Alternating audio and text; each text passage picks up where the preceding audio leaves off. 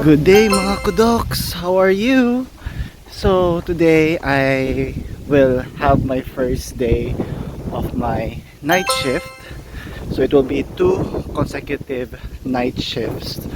So night shifts here in my hospital starts at 8 p.m. until 8 a.m. So as you can see, the surrounding is still very bright since it's almost summer in the UK. So there are longer days compared to night, which is sometimes good. It could also be bad because it's hard to sleep during nighttime because it's still very bright.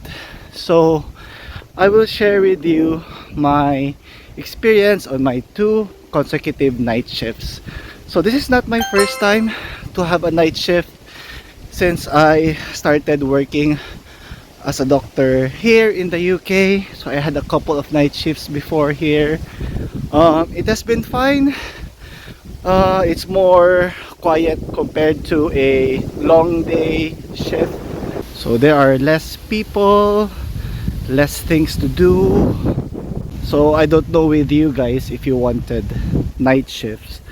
So I really don't have a preference, but if I were to choose between a morning shift and a night shift, I think I would prefer a day shift because it's really challenging to sleep during daytime to compensate for your night shift wherein you need to be awake. So yeah, I think that's the hard thing. If I think if unless if I have like consecutive night shifts all throughout my life, it will be easy because my body clock will be used to it. But if you only have like occasional night shifts, so I think it's really challenging because you need to adjust your clock from a morning shift and you will have a night shift.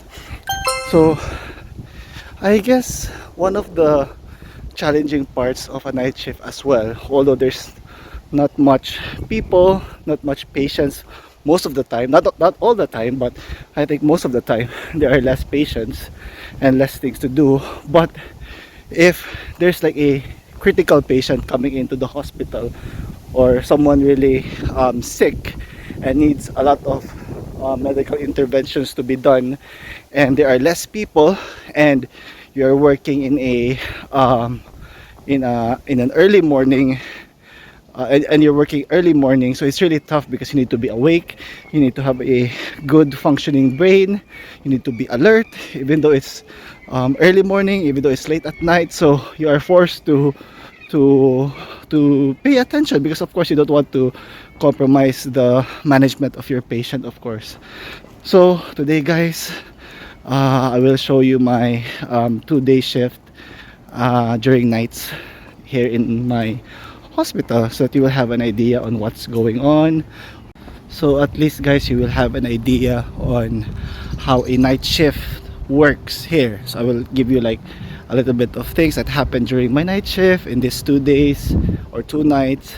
Then hopefully these 2 night shifts will be all right. Hopefully it will be smooth, even if it will be busy, hopefully it will be manageable. So so we will first have a handover. So I will not film inside the hospital, so I will just turn off this camera in a few minutes. So we will have a handover. After that, we might rounds on some patients that needs to be seen during nighttime, and I will have a junior with me, and a consultant will be on call if needed. So praying for a peaceful and smooth night shift, and yeah, see you later once I'm done with my shift, mga kudoks. So mga kudoks, I survived my first night shift of the month. Woo! So I just finished the 12-hour night shift, mga kudoks. So to be honest, it was quite a busy shift. So there were a lot of calls from the babies from the labor room, and there were also calls from the children's ward. There were a lot of referrals. Quite are some were really complex in terms of their cases. So here in the UK, guys, so if I compare it in the Philippines, if you're I mean our job here, me as a specialty doctor, so I think it's similar with the job of a specialty registrar here in the UK. So as a registrar or as a specialty doctor, it it it is similar to a job role in the Philippines as a hospitalist. So you will be in the hospital, you will be troubleshooting everything, and because you're more senior compared to the senior house officer or SHO or the F2s and F1s, and you just need to phone the consultant if it's really needed, or if you're in doubt, of course you should ask. But most of the decision making would be from the registrar, so it's really a tough job, mga kodok. So this being my first job in the NHS, I think it's really challenging, especially if you don't have enough experience back home. If you don't have the confidence, it will really be hard. But for sure, if you're willing to learn, if your trust is very supportive with you, for sure you can make it, even though it's really hard. So of course it's really frightening, since you're the one doing the decision making. Although the consultant will be there, of course you can't like ask everything, so you will be the middleman in between the junior and the boss, the consultant.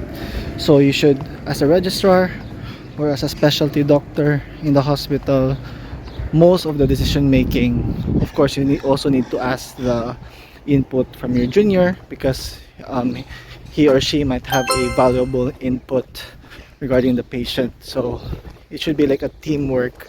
Even though you're the more senior, you could also ask your junior, because they might know what's the management or the problem of the patient, and they might maybe they could answer the questions more, or they might have encountered the case before. So it's better to ask if you're in doubt, either with your junior or with your consultant, because here in the NHS, apart from, you need to be careful because you're in a foreign country and you're a foreigner here. They really value being a safe doctor, and they really wanted you to ask if you don't know about the case. So guys, this is my house right here. So I'm just living in a shared house here in Scotland. So there are, how many of us? 1, 2, 3, 4 of us in this house. So let's go inside, and I'm gonna sleep, I'm gonna rest, because later I will be on a night shift again. So mga kodoks, I'm here inside the house. So before I'll go to sleep, I'm gonna eat breakfast first, so that my tummy will be full and I could sleep well. So I'm heating up Spanish sardines. So these Spanish sardines, I brought this from the Philippines, and with a little bit of rice. So I will not drink coffee because I wanted to sleep, and hopefully I could sleep straight, and so I will be recharged on my last night shift for the month this evening. Let's eat.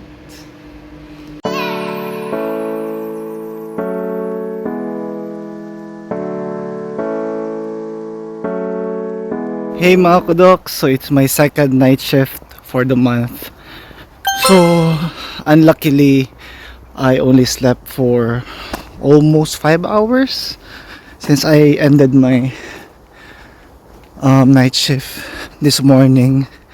It's really hard to sleep during daytime and in the afternoon, but at least I was able to sleep a few hours. Hope that will be enough to sustain me during this whole night shift tonight. So I'm walking towards the hospital. So my house is very near the hospital, around 10 to 15 minutes walk. Then hopefully it will be a good evening again, a good night shift. So same setting, same pattern, handover, see some of the patients. I will be with a junior doctor and an on-call pediatric consultant. So let's do this, guys. So last night was a bit busy. I wasn't able to sleep.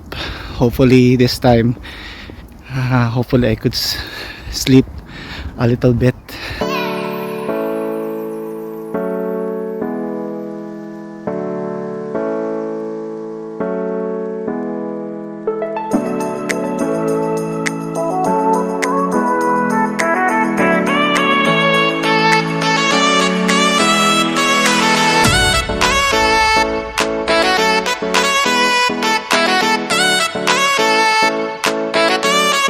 Hello mga kudoks, I just finished my second night shift. So it was not busy compared to yesterday. So I was able to have a short nap, which is enough, and everything was smooth. But there were some challenging cases or medical conditions that I've encountered last night. But so far, it has been a very nice shift. So I handed over the patients and I'm done. I'm on night shifts for the month. Then I have another long day shift on Friday. And after that, I will be on a short annual leave. Thanks again for watching this vlog, mga kudoks. Until my next videos, please like and subscribe. Paalam!